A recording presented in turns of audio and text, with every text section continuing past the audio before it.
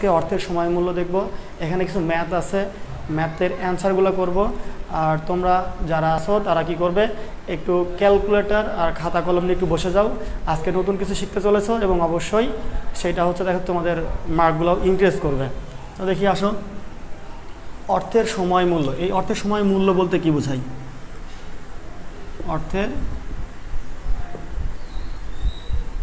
সময় মূল্য, দেখো তো অর্থ আবার সময় আছে, আবার মূল্য আছে। অর্থের সময় মূল্য বলতে কি বোঝায়? তাহলে তোমাদের প্রথমে একটা গল্প বলি, দেখি গল্পটা আসলে বুঝো কি না। বিশেষত ধরো তুমি আজকে ধরো হাতে কিছু টাকা নিয়ে, হয়তো দেখা যাচ্ছে 500 টাকা নিয়ে তুমি কি করতে যাচ্ছ, যে অনেক দিন মাংস কিনে খাই না, আজকে 500 টাকা নিয়ে গরুর মাংস কিনে মজা করে খাবো। ধরো এটা চিন্তা করে 500 টাকা পকেটে নিয়ে বাজারে যাচ্ছ মাংস কিনতে। ব্যাপারটা বোঝো, যখন তুমি বাজারে যাচ্ছ মাংস কিনতে, এমতো অবস্থায় তোমার একটা বন্ধুর সাথে দেখা। এখন বন্ধু খুব করে তোমাকে খুঁজতেছিল, সে তোমাকে পেয়ে গেছে। এখন বলতেছে, বন্ধু আমার 500 টাকার দরকার, খুবই দরকার, আর্জেন্ট, আমার লাগবেই। এখন তোমার কাছে তো 500 টাকা আছে, কিন্তু 500 টাকাই আছে, আর এক্সট্রা কোনো টাকা নাই। তুমি ওই 500 টাকা দিয়ে গরুর মাংস কিনতে যাচ্ছ, যাচ্ছে গরুর মাংস খাবে। কিন্তু তোমার বন্ধুকে দেখে মায়া হলো, তোমার বন্ধুকে তুমি কি করছো, 500 টাকা দিয়ে দিল এবং বলেই দিলে যে, বন্ধু আমি তো আজকে মাংস কিনতে যাইছিলাম, তো তুমি যখন টাকাটা আবার ফেরত দিবে তখন আমি কি করব, ওই 500 টাকা দিয়ে আমি গরুর মাংস কিনে খাবো বা 1 কেজি গরুর মাংস কিনে খাবো। তোমার বন্ধু বললো, ঠিক আছে আমি দিয়ে দিব। এখন তোমার বন্ধু এটা নিয়ে গেল, নিয়ে যাওয়ার পরে তোমার বন্ধু দেখো 1 বছর পরে তোমাকে ওই 500 টাকা ফেরত দিল। বোঝো, 1 বছর পরে। কারণ 1 বছর পর যখন তোমার বন্ধু তোমাকে 500 টাকা ফেরত দিল, তখন দেখা যাচ্ছে ওই 500 টাকা নিয়ে তুমি আবার গরুর মাংস কিনতে গেছো। যাওয়ার পরে দেখছো যে গত বছর গরুর মাংসের দাম ছিল 1 কেজি 500 টাকা। তাহলে এটা ছিল কি, দেখো গত বছর 1 কেজি গরুর মাংস সমান হচ্ছে দাম কত, 500 টাকা। কিন্তু বর্তমানে অর্থাৎ আজকে 1 বছর পরে যখন তুমি টাকাটা হাতে পেয়েছো, এখন এই 1 কেজি গরুর মাংসের দাম হয়তো বৃদ্ধি পাবে। অবশ্যই দেখছো প্রতি বছর কিন্তু গরুর মাংসের দাম, চালের দাম, পেঁয়াজের দাম এগুলো কিন্তু আপস অ্যান্ড ডাউন হয়, মানে বাড়ে আবার কমে। তো সেক্ষেত্রে যখন তোমার 1 কেজি গরুর মাংস কিনতে গেছো, তখন দেখছো তার দাম হচ্ছে 550 টাকা। এখন দেখো তো, তুমি গত বছর যদি গরুর মাংস ওই 1 কেজি গরুর মাংস কিনতে, তাহলে কিন্তু 500 টাকায় পেয়ে যেতে। কিন্তু আজকে যাওয়ার পরে দেখা যাচ্ছে ওই 1 কেজি গরুর মাংসের দাম 550 টাকা। আচ্ছা, যার যার এলাকায় বলো দেখি গরুর মাংস কত করে কেজি, একটু জানতে চাই। কেননা অনেক এলাকায় দাম কম বেশি হতে পারে, সেখান থেকে একটু গরুর মাংস কিনে পিকনিক টিকনিক করা যেতে পারে, বা গরু কিনে ধরো সামনে কুরবানি দেওয়া যেতে পারে, সামনে কুরবানি ঈদ আসতেছে। তো ব্যাপারটা হচ্ছে, গত বছর দেখো 1 কেজির দাম 500 টাকা, কিন্তু এখন ওই 1 কেজি কিনতে 550 টাকা লাগবে। কিন্তু তোমার বন্ধু তোমাকে কত টাকা দিয়েছে, সে কিন্তু 500 টাকায় রিটার্ন করেছে কত, মানে ফেরত দিয়েছে কত, তোমাকে হচ্ছে ফেরত দিয়েছে 500 টাকা। এখন যদি তুমি ওই 1 কেজি গরুর মাংস কিনতে চাও, তাহলে তোমাকে পকেট থেকে আবার কি করতে হবে, 50 টাকা দিতে হবে। এই যে 50 টাকা, সেটা তোমার পকেট থেকে দিতে হবে। তাহলে অর্থর দেখো মূল্য, যেটা আমি বলছি মূল্য, যে দাম, গত বছর 500 টাকা সমান ছিল 1 কেজি, মানে গত বছর 500 টাকা দিয়ে আমি 1 কেজি পাইতাম, তাহলে মূল্যটা বেশি ছিল না। কিন্তু এখন ওই 1 কেজি মাংস পাইতে আমাকে দিতে হচ্ছে কত, 550 টাকা, মানে আরও বেশি টাকা দিতে হচ্ছে। তাহলে আমার যে মূল্য, অর্থের যে অ্যাকচুয়াল ভ্যালু, যে দাম, মূল্য যেটা বলছি, সেটা কিন্তু কি হচ্ছে, কমে যাচ্ছে।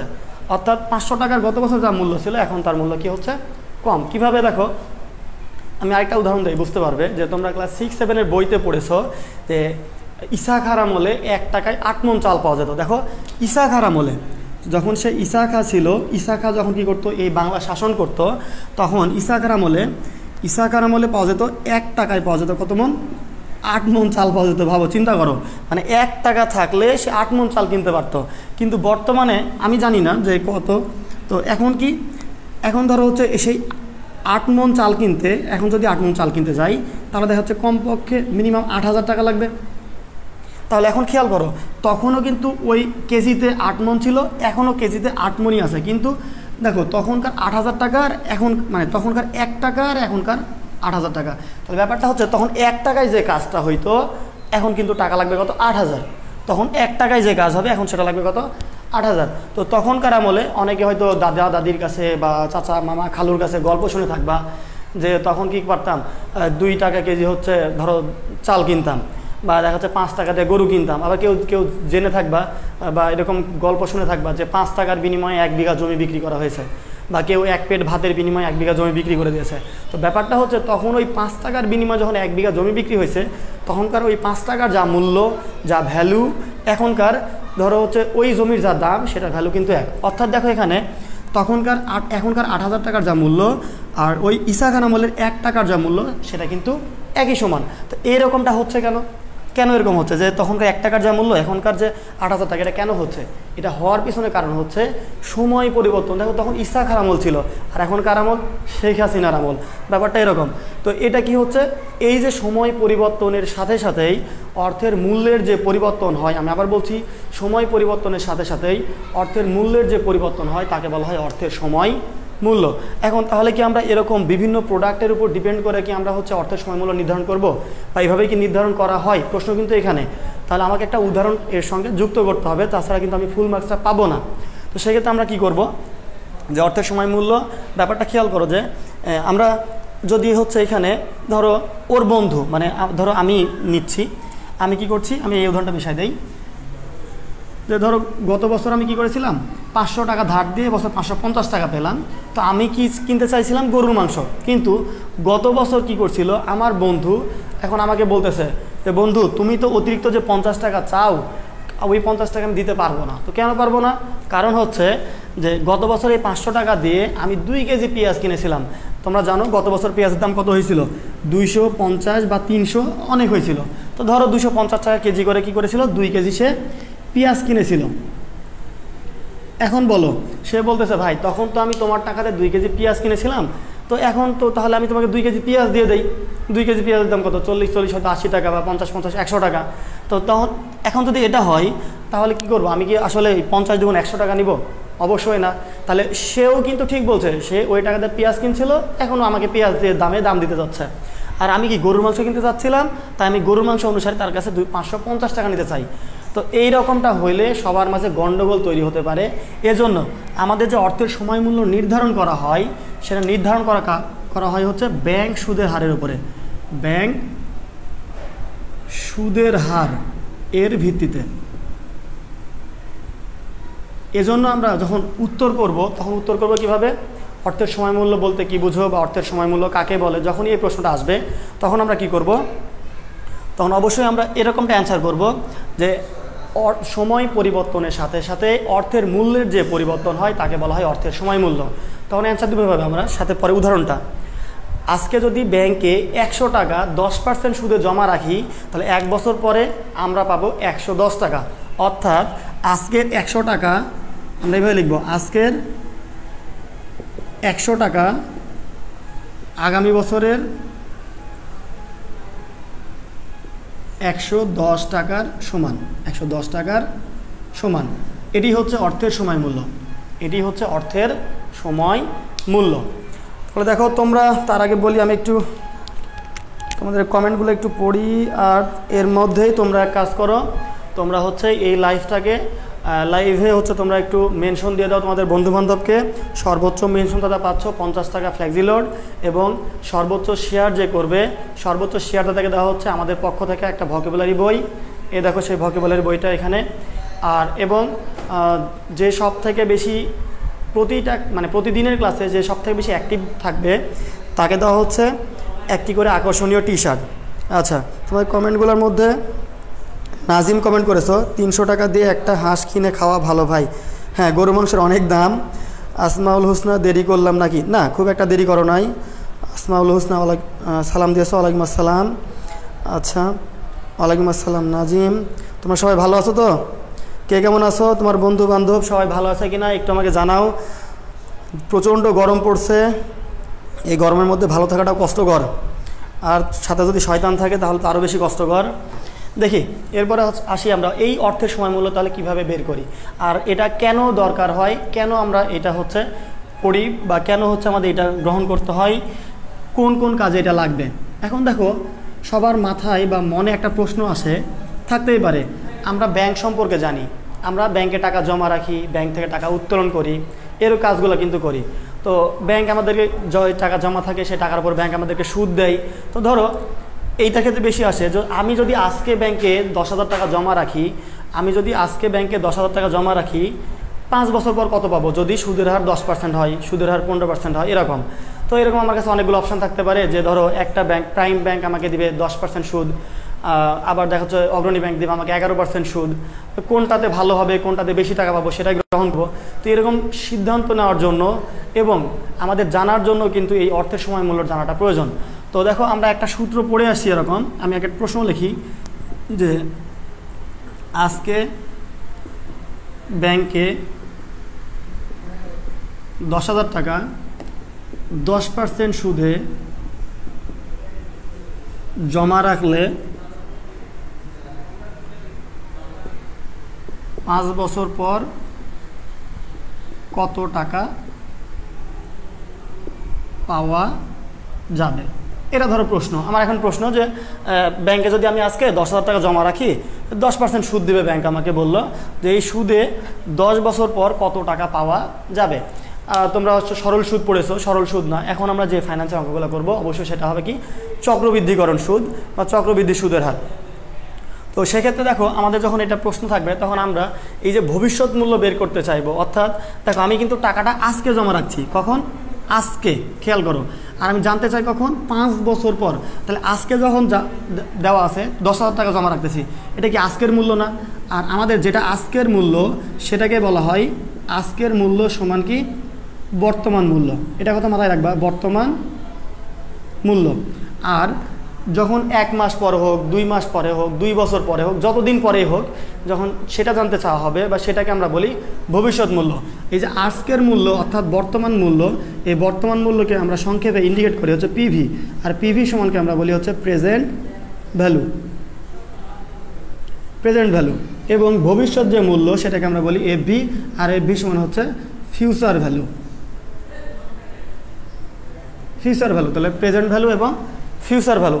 তাহলে এবার খেয়াল করো যে আমরা কোনটা জানতে চাই, আমরা জানতে চাই কিন্তু এইটা। দেখো এখানে কি কি দেওয়া আছে সেগুলো একটু দেখো খেয়াল করে।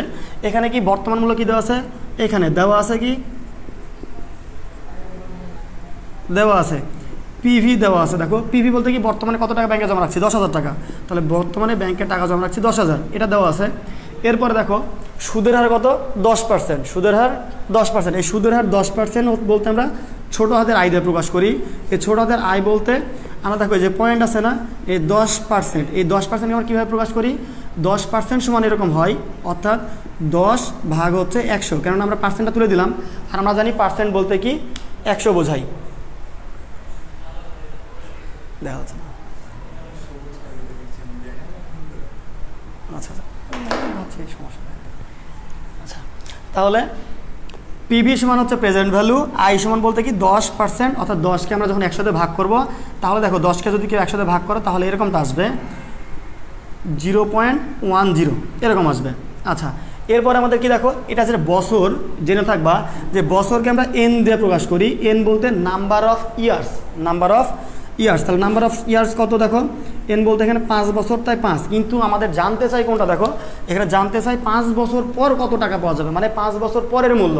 তাহলে জানতে চাই আমি হচ্ছে ভবিষ্যৎ মূল্য, এফভি সমান হোয়াট, এফভি সমান কত। তো এখান থেকে তোমরা জেনে থাকবে, জেনে না থাকলেও আজকে আমি বলে দিচ্ছি যে ভবিষ্যৎ মূল্য বের করার জন্য ফাইন্যান্সে একটা সূত্র আছে। আমি জাস্ট 2টা সূত্র পড়াবো, সেখান থেকে তোমাদের ভেঙে ভেঙে সবগুলো সূত্র দেখাবো। তো হচ্ছে আমাদের এফভি, অর্থাৎ এই যে এফভি বলছি, এফভি সমান হচ্ছে PV into 1 plus I power হচ্ছে এন, এটা হচ্ছে সূত্র। তো দেখো আমি এটা অলরেডি বলেছি যে এফভি সমান কি ভবিষ্যৎ মূল্য, যেটা জানতে চাই সেইটার সূত্র ব্যবহার করছি। পিভি সমান কি, পিভি সমান হচ্ছে বর্তমান মূল্য, এই যে আজকে যে ব্যাংকে টাকা জমা রাখছি বর্তমান মূল্য 10,000 টাকা, এটা হচ্ছে 1, আর এটা হচ্ছে আই। আই বলতে কি সুদের হার, আর এন বলতে কি নাম্বার অফ ইয়ার, এটা কিন্তু পাওয়ার আছে। তাহলে এবার দেখি পিভি সমান কত, পিভি সমান হচ্ছে 10,000 টাকা। তাহলে পিভি সমান আমি 10,000 টাকা লিখলাম, যেগুলো মান আছে বসাই দেই। আচ্ছা এখানে ইন্টু আছে, মানে তো জানি আমরা গুণ। আচ্ছা তাহলে 1 প্লাস আই বলতে কত, 0.15, সরি 0.10, আর এন সমান কত বছর, দেখো 5 বছর। তাহলে এন সমান 5 বছর। এবার দেখি এটা যদি আমরা ক্যালকুলেশন করি, আমি আরও এক লাইন করে দিচ্ছি তোমাদের সহজ করে বোঝার জন্য। এখানে 10,000 গুণ এর সঙ্গে যদি যোগ করি তাহলে হয় 1.10, আর এন সমান কত হবে, 5 হবে। এবার একটু ক্যালকুলেশন করো তো, কীভাবে ক্যালকুলেশন করবো, 1.10 উপর পাওয়ার কত আছে 5, এর সঙ্গে যা বেরোবে সরাসরি 10,000 গুণ করে দেবো। তাহলে দেখো তো কত হয়, গুণ করে দিলাম হচ্ছে 10,000 টাকা, যদি গুণ করি তাহলে আসবে দেখো 16,105, 16,105.1 এত টাকা। অর্থাৎ আমরা যদি এখন এই 10,000 টাকা 10% সুদে জমা রাখি ব্যাংকে 5 বছরের জন্য, তাহলে 5 বছর পর পাবো হচ্ছে 16,105 টাকা পাবো। তাহলে আমরা জেনে গেলাম ভবিষ্যৎ মূল্য, এটা কি ভবিষ্যৎ মূল্য জানলাম, এবং এভাবে প্রত্যেকটার কি করতে পারবো আমরা ভবিষ্যৎ মূল্য জানতে পারবো। তাহলে এটা হচ্ছে ভবিষ্যৎ মূল্য পাইলাম। এখন যদি কেউ বলে যে আমি ভবিষ্যতে মানে আমার ধরো এখন থেকে 5 বছর পরে 20,000 টাকা দিয়ে একটা সাইকেল কেনার ইচ্ছা, খুব ভালো লাগে একটা সাইকেল, এখন থেকে 5 বছর পর হয়তো বড় হব, তখন একটা সাইকেল কিনবো, সেই সাইকেল নিয়ে হয়তো ভার্সিটি যাবো বা ঘুরে বেড়াবো। এখন সেই টাকার কত দরকার? 20,000 টাকা দরকার। তো হয়তো 20 বছর পরে 20,000 টাকা লাগবে। তো এখন তাহলে আমাকে ব্যাংকে কত টাকা রাখতে হবে? আমি বলছি এখন ব্যাংকে কত টাকা রাখতে হবে। যখন এটা জানতে চাইবো তখন আমাদের কি করতে হবে দেখো, তখন কিন্তু এই সূত্রটা দেখো কিভাবে আসে, আমাদের যে পিভিটা আসবে সেটা দেখো খেয়াল করি একটু। তো আমরা তো এটা জানি, এখান থেকে যদি আমি কি করি এই টোটাল বাম পাশের থেকে টার্মটাকে ডান পাশে নিয়ে আসি এবং বাম পাশেরটাকে ডান পাশে নিয়ে যাই, তাহলে হবে দেখো কি PV into 1 plus I power হচ্ছে এন সমান কি এফ ভি। দেখো তো এটা করতে পারি না? এটা অবশ্যই করতে পারি। তাহলে বা এই পিভিটা রেখে দিলাম সমান এই পাশে, তাহলে কি আছে এটা তো এর সঙ্গে গুণ অবস্থায় ছিল, তাহলে এই পাশে গেলে কি হবে ভাগ অবস্থায় হয়ে যাবে। তাহলে F V divided by 1 plus I power হচ্ছে এন। দেখো তোমরা যে সূত্রটা মুখস্থ করেছো সেটা আসলে এভাবে আসছে। দেখো সেটা হচ্ছে, তাহলে আমি এটা মিশাই দিলাম, দিয়ে দেখো তাহলে পিভি সমান কি পাই? পিভি সমান পাচ্ছি কত? F V divide by 1 plus I power N. তাহলে পিভি সমান পাইলাম, এফ ভি সমান পাইলাম, এই দুটো বিষয় পেয়ে গেছি। এখন আমরা এটা একটা অঙ্ক দেখব, যে আমি এটা এভাবে রাখলাম, এখন থেকে 5 বছর পর 20,000 টাকা প্রয়োজন। এখন আমি যদি ধরো যমুনা ব্যাংকে জমা রাখি, তো যমুনা ব্যাংক কী করবে? ধরো যমুনা ব্যাংক 10% সুদ প্রদান করবে। তাহলে বর্তমানে অর্থাৎ এখন ব্যাংকে কত টাকা জমা রাখতে হবে? কত টাকা জমা রাখতে হবে? এবার খেয়াল করো তো, তাহলে বর্তমানে এখন জানতে চাচ্ছি যে বর্তমানে কত টাকা জমা রাখতে হবে, এইটাও আমরা জানতে চাইছি। তো এখানে কিন্তু কী কী দেওয়া আছে সেগুলো আমরা বসাই দেবো আগে। দেখো প্রথমে কী ছিল? পিভি। এখন দেখো পিভিটাই কিন্তু দেওয়া নাই, অর্থাৎ পিভি মানে কি প্রেজেন্ট ভ্যালু। তো প্রেজেন্ট ভ্যালু কত, বর্তমানে কত টাকা রাখতে হবে সেটা দেওয়া নাই, কিন্তু কি দেওয়া আছে? সুদের হার আই সমান কত পার্সেন্ট? 10% দেওয়া আছে, 0.10 দেওয়া আছে। এন সমান কত বছর পরে? দেখো এই যে এটা কি, এটা এন সমান কত বছর?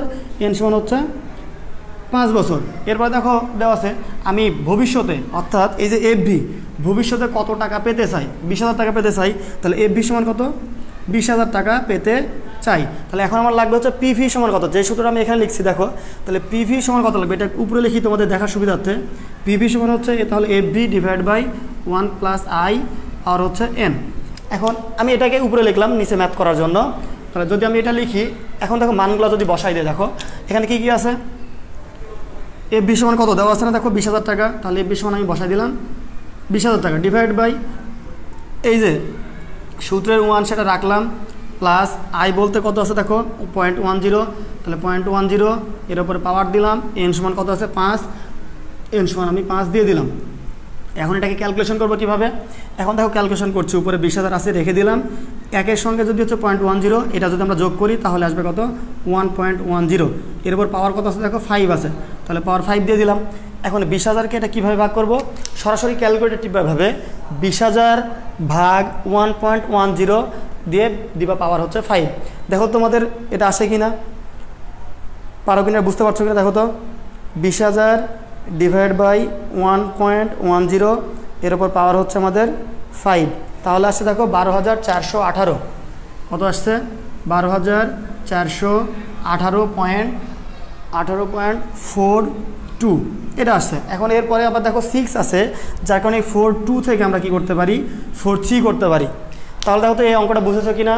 যারা বুঝেছো তারা একটু ইউজ বলো, আর যারা বুঝো নাই তারা একটু বলো যে ভাই বুঝতে পারি নাই, আমি তাহলে আরেকবার দেখা দিচ্ছি। আর সাথে সাথে তোমরা কি করবা, অবশ্যই লাইভটাকে তোমাদের বন্ধুবান্ধবের মাঝে একটু ছড়িয়ে দাও, কেননা তুমি একা একা শিখলে তো আর হয় না, তুমি তোমার বন্ধুবান্ধবকে একটু শেখার জন্য সুযোগ করে দাও। বন্ধু হয়ে এতটুকু তো করাই যায়। আর সাথে সাথে তোমাদের এর সঙ্গে গিফট আছে। তোমরা যদি হচ্ছে সব থেকে বেশি যে মেনশনকারী হবে সে পাচ্ছে আমাদের পক্ষ থেকে এরকম 3 জন পাচ্ছে 50 টাকা রিচার্জ, এবং সব থেকে যে বেশি শেয়ার করবে সে পাচ্ছেন একটি ভোকাবুলারি বই, এবং একদিনে সর্বোচ্চ যে অ্যাক্টিভ থাকবে ক্লাসে তিনি পাচ্ছেন আমাদের পক্ষ থেকে একটি আকর্ষণীয় টি শার্ট।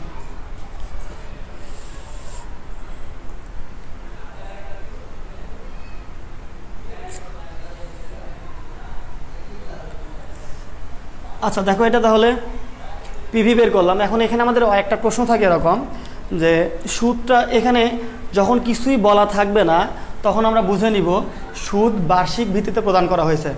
যে সুদ বার্ষিক ভিত্তিতে প্রদান করা হয়েছে এর মানে কি, অর্থাৎ সুদ প্রদান করা হয় 1 বছর পর পর। আর যদি বার্ষিক না হয়ে বছরের মধ্যে একাধিকবার সুদ প্রদান করে তখন আমাদের কি আসবে, তখন আমাদের চক্রবৃদ্ধি বছরে একাধিকবার হবে, আর তখন আমাদের সূত্রের এখানে পরিবর্তন হবে। তো দেখো এটা আমি একটু তোমাদেরকে দেখাই।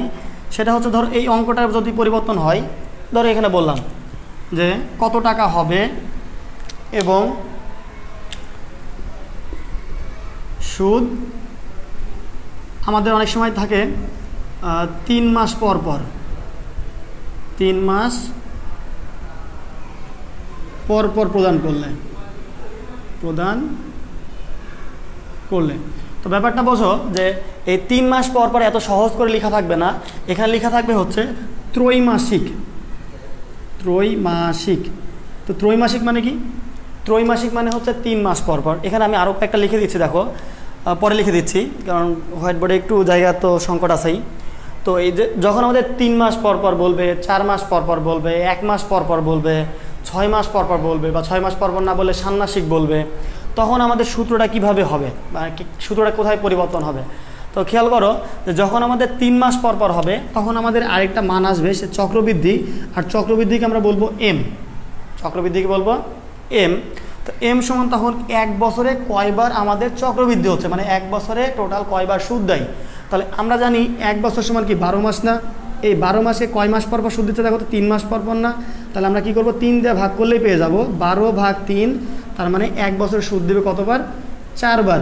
যেহেতু 3 মাস পর পর তাই সুদ দেবে 4 বার। আসো তো দেখি এইদিকে দেখো, আমি বলছি এম এর মান, অর্থাৎ এম এর মান তখন কীভাবে বের করব, এম এর মান 4 বের করলাম কীভাবে, আমাদের 1 বছর সমান তো 12 মাস, এইটা হচ্ছে 12 মাস। আর যত মাস পর পর হবে নিচে কত ভাগ দেবো, যখন মান্থলি হবে যে এত মাস পর পর, 3 মাস পর পর, 4 মাস পর পর, তখন দেখাচ্ছি যে যদি ষান্মাসিক হয়, দেখো যদি কি হয়, যদি আমাদের ষান্মাসিক হয়, ষান্মাসিক তখন কি হচ্ছে, ষান্মাসিক মানে হচ্ছে 6 মাস পর পর। তো 6 মাস পর পর হইলে আমাদের এম সমান কত হবে, এম সমান আসবে হচ্ছে 1 বছর সমান কত মাস, 12 মাস। 1 বছর সমান যদি 12 মাস হয় আর 6 মাস পর পর যদি শুদ্ধ হয় তাহলে 6 দিয়ে ভাগ দিলে এম এর মান কত আসবে, 2। তাহলে যদি 2 মাস পর পর হয় তাহলে কত হবে বলো তো দেখি তোমরা একটু, 2 মাস পর পর সুদ প্রদান করলে এম এর মান কত হবে, 2 মাস পর পর সুদ প্রদান করলে এম এর মান কত হবে একটু কমেন্টে বলো, আমি একটু দেখতে চাই তোমরা পারছো কি না। আর এখানে দেখো যেটা প্রশ্ন বললাম, যদি সুদ 3 মাস পর পর প্রদান করে তাহলে আমাকে এখানে কত টাকা জমা রাখতে হবে। তো যখন আমাদের এরকমটা হবে তখন আমরা এখানেও নিয়ে চলে আসবো এম, অর্থাৎ এম সমান তাহলে কত পাইলাম আমি, এম সমান এখানে হচ্ছে পাচ্ছি 3 মাস পর পর, তাহলে এম পাচ্ছি হচ্ছে 4। তো এটা আমি মেশাই দিই একটু অঙ্কটা, এবার খেয়াল করো দেখি তো এখানে সূত্র কীভাবে পরিবর্তন হবে দেখো। আচ্ছা এখানে দেখো তেমন কিছু না, খুব ইজিলি বলছি, যেখানে যেখানে আই থাকবে সেখানে এই এম দিয়ে ভাগ হবে, আর যেখানে যেখানে এন থাকবে সেখানে সেখানে এম দিয়ে গুণ হবে। দেখো যেখানে যেখানে আই থাকবে, এখানে কি আই আছে না, শুধু এই প্রশ্নর বা এটার জন্য না, ফাইন্যান্সের যে কোনো সূত্রের জন্য যখনই সুদ বছরে একাধিকবার চক্রবৃদ্ধি হবে, আমি আবার বলছি যখনই বছরে একাধিকবার চক্রবৃদ্ধি হবে তখনই আমাদের এম আসবে। আর এমটা বের করার পরে যে সূত্রের, যে সূত্র এম ছাড়াই আছে ওইটাও সূত্র, ওই সূত্রেরই কী হবে, যেখানে আয় আছে সেখানে শুধু এম দিয়ে ভাগ হবে, আর যেখানে এম থাকবে সেখানে শুধু এম দিয়ে গুণ হবে। তাহলে দেখো তো এই সূত্রের আমরা তো বের করতে চাচ্ছি বর্তমান মূল্য, বর্তমানে কত টাকা জমা রাখতে হবে। এখন এই বর্তমান মূল্য জানতে চাচ্ছি, তাহলে আমরা যদি বছরে যদি এটা না থাকতো তাহলে সূত্রটা এভাবে লিখতাম যে পিভি সমান হচ্ছে FV divide by 1 + i power n। তো এখন যেহেতু আমাদের এখানে এম দেওয়া আছে যে বছরে 3 মাস পর পর সুদ প্রদান করবে, তাহলে আমার এম এর মান আসতেছে। যখন এম এর মান আসবে তখন কি হবে, যেখানে যেখানে আই থাকবে এম দিয়ে ভাগ, আর যেখানে এন থাকবে এম দিয়ে গুণ। দেখো তো বিষয়টা বুঝতেছ কিনা, আই থাকলে এম দিয়ে ভাগ, এন থাকলে এম দিয়ে গুণ। শুধু এটার জন্য না, সকল সূত্রে যেখানে আই থাকবে এম দিয়ে ভাগ, এন থাকলে এম দিয়ে গুণ। বুঝেছো কিনা একটু বলো। আচ্ছা, হ্যাঁ, ইকবাল শেখ, এমডি ইকবাল শেখ 6 বলেছে, হ্যাঁ ঠিক আছে। নাজিম সর্দার 6 বলেছো, হ্যাঁ ভাইয়া ঠিক আছে। সাদিয়া সুলতানা, ভাইয়া নেট প্রবলেম। ভাই তোমাদের নেট প্রবলেম, এখানে আমি আর কিছু আসলে আমি কিছু করতে পারছি না, আমি এজন্য দুঃখিত। আমার ইচ্ছা করছে যে তোমাকে গিয়ে একটা নেটে টাওয়ার বসাই দিয়ে আসি, কিন্তু সেটা আমার দ্বারা সম্ভব নয়। এর জন্য সরকারের কাছে অ্যাপ্লিকেশন করতে হবে, অনেক প্রক্রিয়া আছে। দেখো তোমাদের নেতাকে বলে কিছু পারা যায় কিনা। আচ্ছা, থ্যাংক ইউ। ইকবাল শেখ বলেছো, বুঝছি ভাইয়া, থ্যাংক ইউ। আচ্ছা, এরপরে ক্লাসে মনোযোগী যাবে একটু। দেখো তবে আমাদের কি আছে, যেখানে যেখানে আই আছে সেখানে এম দিয়ে ভাগ, যেখানে এন আছে এম দিয়ে গুণ। এরপর পাওয়ার দেখো 5 দিয়ে 4কে গুণ করলে 4 × 5 = 20, 20 আসবে। তাহলে এবার দেখো তো ক্যালকুলেশন করতে পারি কিনা। 20,000কে 1.025, এর উপর পাওয়ার কত, 20। দেখো 20,000 ভাগ 1.025, এর উপরে পাওয়ার হচ্ছে আমাদের 20। তাহলে উত্তর এবার আসে 12,205, 12,205 টাকা। এ পয়েন্ট সামথিং আছে, 4,118 আছে, তাই আমি 8 না দিয়ে কি করছি, এখানে 2 দিয়ে দিলাম। তাহলে এটা পাচ্ছি, দেখো আগের বার পাইছিলাম সামথিং একটু বেশি পাইছিলাম 14,000-এর মতো, এবার পাচ্ছি 12,205 টাকা। অর্থাৎ যদি আমরা 5 বছর পরে ব্যাংক থেকে 20,000 টাকা পেতে চাই, আর ব্যাংক যদি 10% সুদে এবং সেই সুদটা 3 মাস পর পর চক্রবৃদ্ধি প্রদান করে, তাহলে কি হচ্ছে, আমাদের এখন ব্যাংকে 12,205 টাকা জমা রাখতে হবে। এটা তো গেল বর্তমান মূল্যের ক্ষেত্রে। তো আমি যদি এখান থেকে বর্তমান মূল্য না হয়ে ভবিষ্যৎ মূল্য বের করতে চাই, সেরকম একটা অঙ্ক আমি দেখাই দিচ্ছি তোমাদেরকে। এটা আগে বুঝেছো কিনা সেটা একটু বলো, যে বুঝেছি নাকি বুঝি নাই।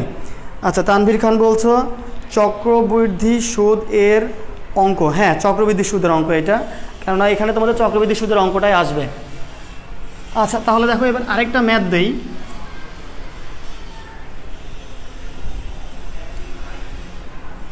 আচ্ছা,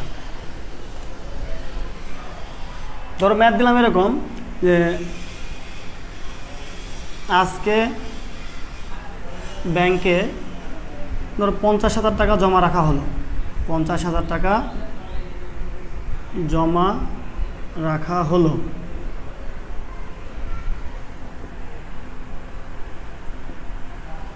ব্যাংক যদি, আমি বারবার 10% দিচ্ছি, হয়তো তোমরা ভাবছো ভাইয়া 10% দিচ্ছে কেন, আমি তোমাদের জন্য একটু পরিবর্তন করে 12% করে দিলাম। ব্যাংক যদি 12% কি বলবো, মাসিক বললাম, মাসিক চক্রবৃদ্ধি সুদ প্রদান করে,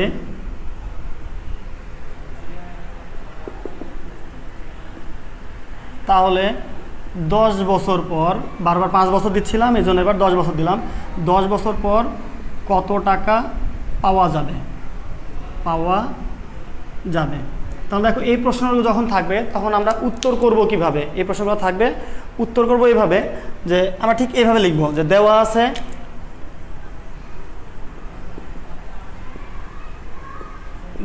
কি দেওয়া আছে, এখানে যেগুলো দেওয়া আছে সেগুলো দেখি। এটা কি আজকে ব্যাংকে এত টাকা জমা রাখছি না, তাহলে এটা কি, এটা আমাদের দেখো তো খেয়াল করে, এটা কি বর্তমান মূল্য না, বর্তমানে ব্যাংকে টাকা জমা রাখছি, তাহলে এটা আমাদের পিভি সমান টাকার পরিমাণ কত, 50,000 টাকা।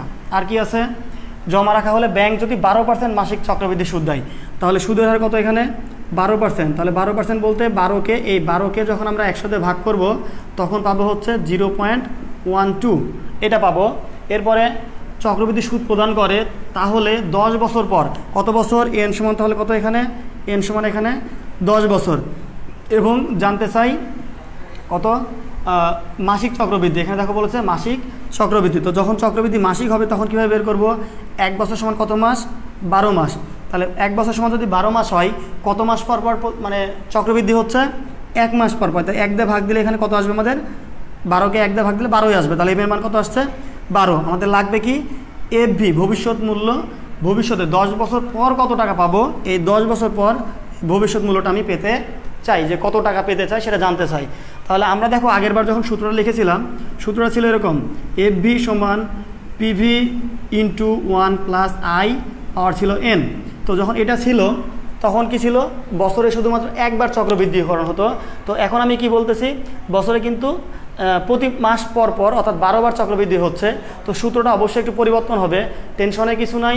এখানে আমরা কি করব, ওই সূত্রটা লিখার পরে বা লিখতে গিয়ে কি করব, যেখানে যেখানে আই থাকবে সেখানে সেখানে আমি কি করব, শুধু এই যে এম আছে, নতুন করে এম অ্যাড হয়েছে, এম দিয়ে কী করব, ভাগ করব। এখানে যেখানে যেখানে এন থাকবে এম দিয়ে কী করব, গুণ করবো। বাস আমাদের সূত্র হয়ে গেল। আর কোনো প্যারা আছে এখানে? কোনো ঝামেলা নাই। তাহলে দেখো তোমরা এতটুকু বুঝেছো কিনা একটু বলো দেখি, বুঝেছি নাকি বুঝি নাই। এবার দেখো পিভি সমান কত আছে? পিভি সমান 50,000, যেটা এখানে লিখে তুলে নিয়েছি, আমরা এভাবে তুলে নিব। তাহলে পিভি সমান 50,000 টাকা রাখলাম এখানে। এরপরে কি করছি, 1 প্লাস আই বলতে কত আছে? 0.12 ডিভাইড বাই এম বলতে কত আছে? এম বলতে হচ্ছে আমাদের 12।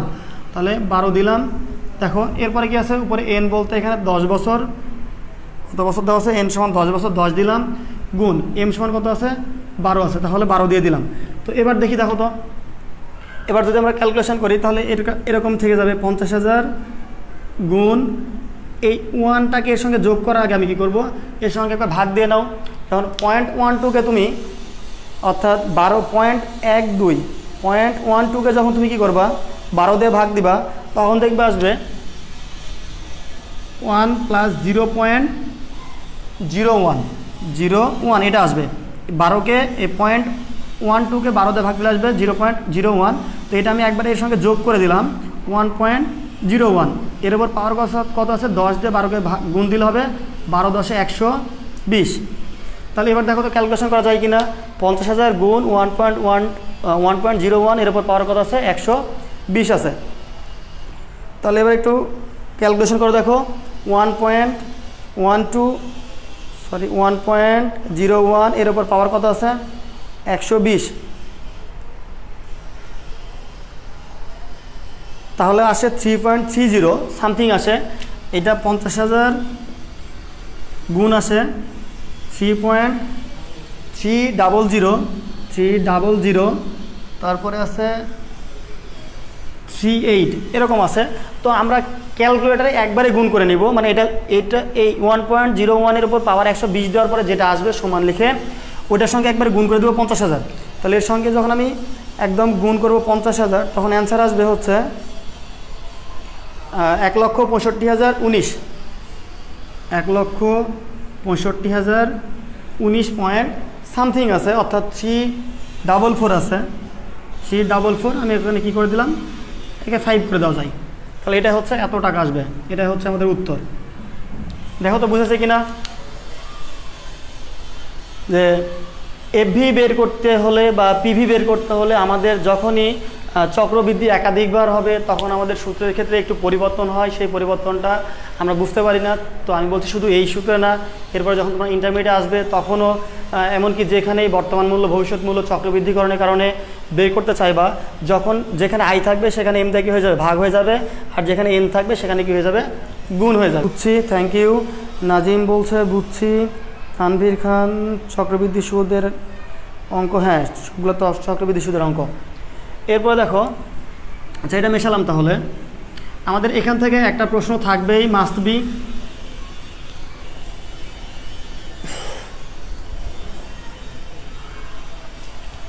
ওকে, এরপর আসি আমরা বিধি। এখান থেকে দুইটা বিধি থাকে। বিধি, বিধি বলতে কি বোঝায়? তো বিধি বলতে তোমার একটা গল্প শোনাই। বিধিটা কি আগের ক্লাসে কেউ আছে নাকি? না, এই ক্লাসে নেই, এই ক্লাসে নেই। আচ্ছা যাই হোক, তো বিধি বলতে কি বোঝায়? বিধি অনেকে বুঝি না। বিধি বলতে বোঝায়, প্রশ্নটা আসে ক নম্বরে বা খ নম্বরে তোমার থাকে যে বিধি বলতে কি বোঝায় তা লিখো, বা বিধি বলতে কি বোঝায়।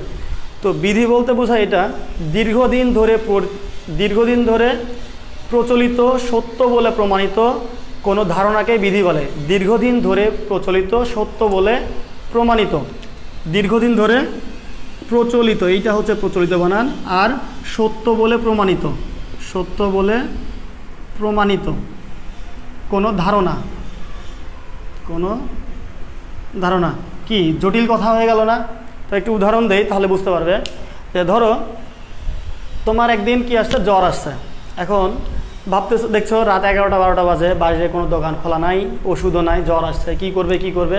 হঠাৎ করে কিছু মনে হলো না, তুমি গিয়ে একটা মানে রান্নাঘরে গিয়ে একটা পেঁয়াজ কি করেছো, কাঁচা পেঁয়াজ কাটছো, কেটে মনে করো চাবাইতে চাবাইতে কড়মড় করে খেয়ে ফেলেছো। তো তারপরে তুমি হঠাৎ করে দেখছো আরে আমার গায়ে আর কোনো জ্বর নাই। তখন তোমার মনে হলো আরে পেঁয়াজ খাইলে তাহলে কি জ্বর চলে যায়? হতেও পারে। পরের দিনে তুমি কি করেছো, দেখছো তোমার ছোট ভাই বা বড় ভাই বা আশেপাশের কারো ধরো জ্বর হয়েছে, তুমি কি করেছো, বলছো একটা পেঁয়াজ খেয়ে দেখতো, জ্বর ভালো হইতেও পারে। তো সেও কি করেছে, একটা পেঁয়াজ কাঁচা পেঁয়াজ খেয়েছে, তারও জ্বর ভালো হয়ে গেছে।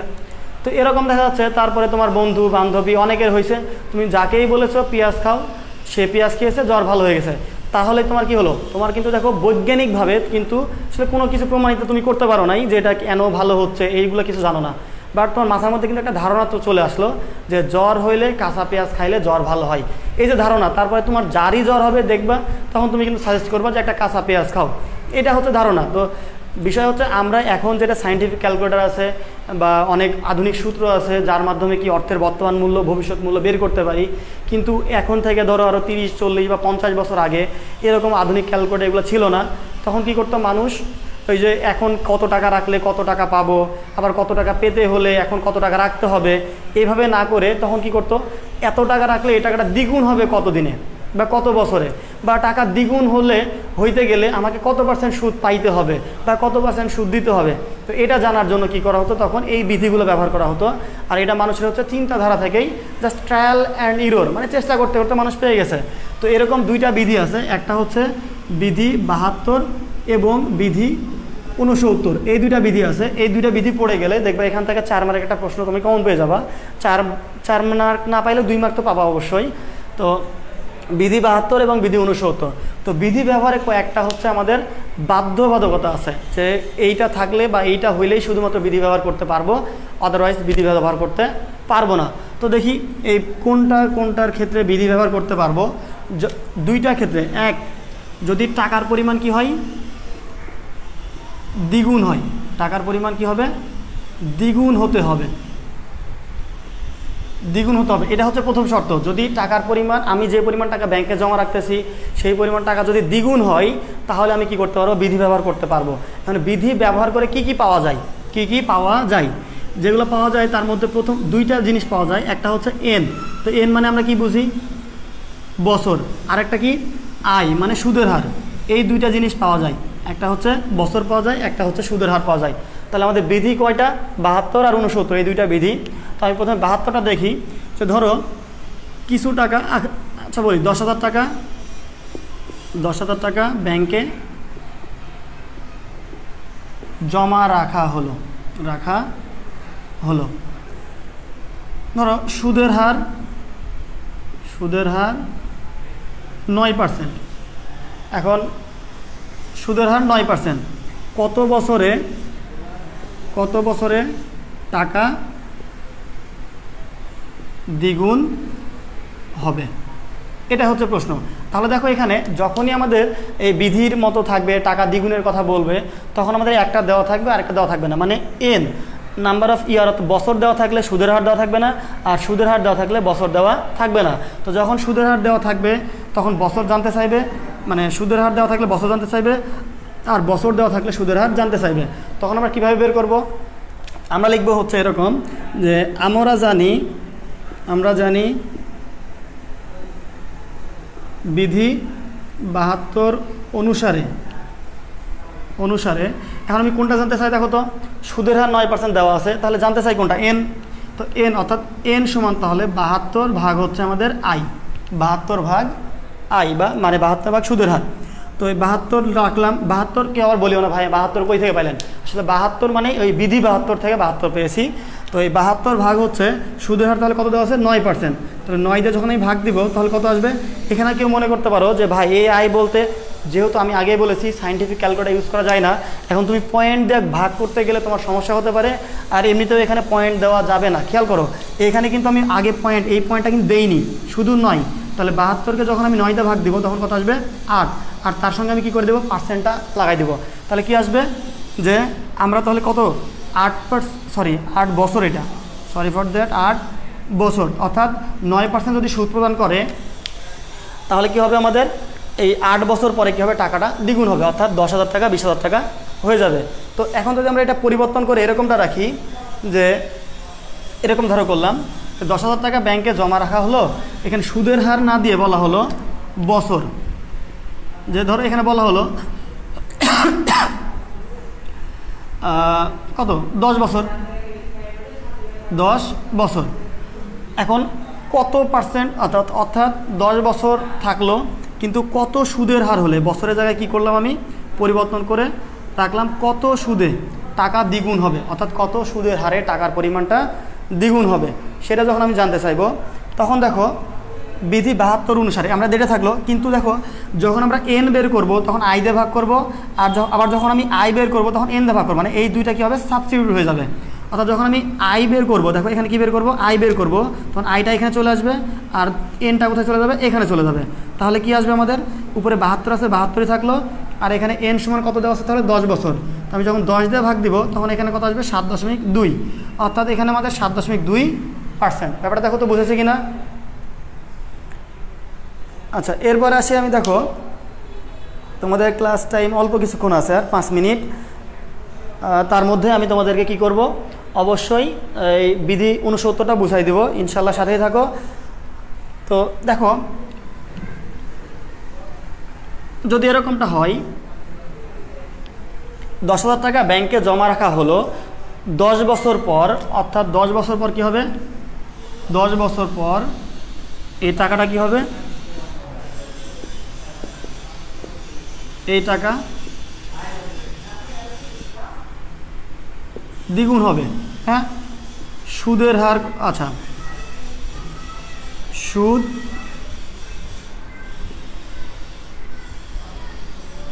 ষান্মাসিক ভিত্তিতে প্রদান করা হয়, ভিত্তিতে প্রদান করা হয়। তাহলে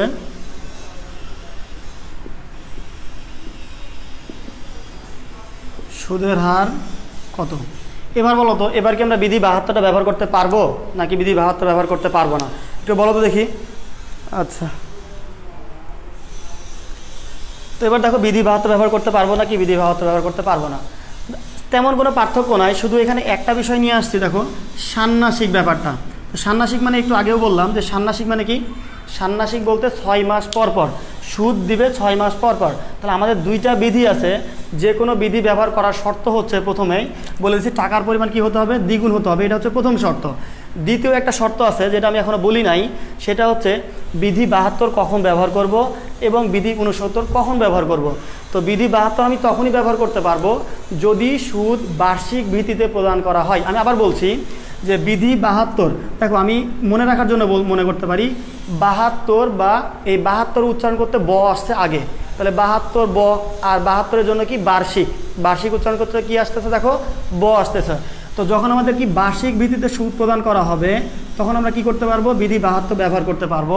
কিন্তু যদি আমাদের এখানে 69 ব্যবহার করতে পারবো কখন, 69 দেখো এর চেয়ে কম, তাহলে কিন্তু বছরে যদি একবার সুদ দেয় তাহলে আমরা 69 ব্যবহার করতে পারবো না। 69 তখনই ব্যবহার করতে পারবো যদি সেই সুদটা প্রদান করা হয় বছরে 2 বার বা ষান্মাসিক বা 6 মাস পর পর।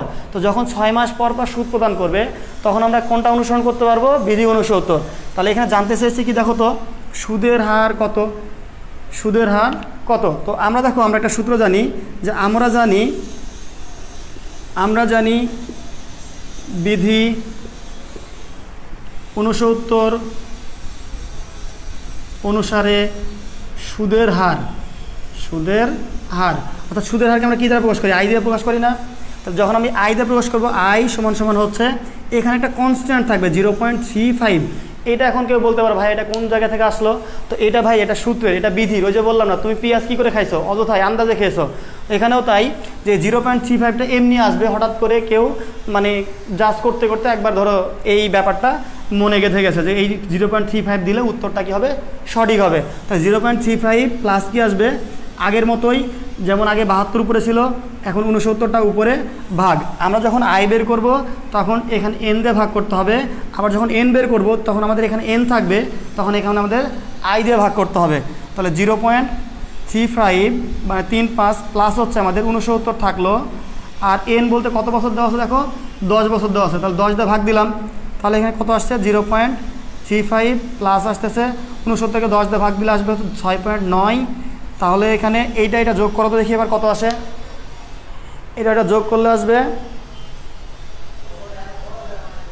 তাহলে 0.35 প্লাস হচ্ছে 6.9, তাহলে হচ্ছে 7 আমি এখানে লিখছি 7.25, অর্থাৎ যেহেতু এটা বছর আছে তাহলে এটা কি পার্সেন্ট। তার মানে যদি এখান থেকে এই 7.2% সুদ প্রদান করা হয়, তাহলে 10 বছরে এই ষান্মাসিক চক্রবৃদ্ধির কারণে কি হবে, এই টাকাটা কি হবে, দ্বিগুণ হবে। তাহলে আবার দেখো, আমি একবার জাস্ট রিপিট করছি যে বিধি আমরা কখন ব্যবহার করতে পারি, টাকার পরিমাণ দ্বিগুণ হলে। আর বিধি কাকে বলে, বিধি দীর্ঘদিন ধরে প্রচলিত সত্য বলে প্রমাণিত, আবার বলছি দীর্ঘদিন ধরে প্রচলিত সত্য বলে প্রমাণিত কোনো ধারণাকে বিধি বলে। আর বিধি আমাদের দুইটি, একটা 72, একটা 69। বিধি ব্যবহার করা যায় কখন, টাকার পরিমাণ দ্বিগুণ হলে, এবং এই 72 ব্যবহার করা যায় কখন, যদি বছরে একবার সুদ প্রদান করা হয়, আর 69 ব্যবহার করা যায় কখন, যদি বছরে 2 বার সুদ প্রদান করা হয় তাহলে। আর যখন আমরা সুদের হার বের করব তখন এন দিয়ে ভাগ করতে হবে, আর যখন আমরা এন বের করব মানে বছর বের করতে চাই তখন আমাদের সুদের হার দিয়ে ভাগ করতে হবে। তো যাই হোক, তোমাদের আজকের এই চ্যাপ্টারটা আমি শেষ করলাম। তোমাদের আশা করছি তোমরা বুঝেছো সব কিছুই।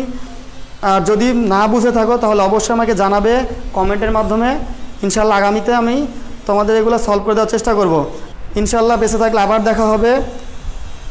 আর তোমরা এরপর থেকেও আগামী যতদিন আছে আমি আশা করব তোমরা চলশীতির সাথেই আসো এবং এরপরেও সাথে থাকবে এবং তোমাদের প্রিপারেশনটাকে আরও সুন্দর করবে। থ্যাংক ইউ, আল্লাহ হাফেজ।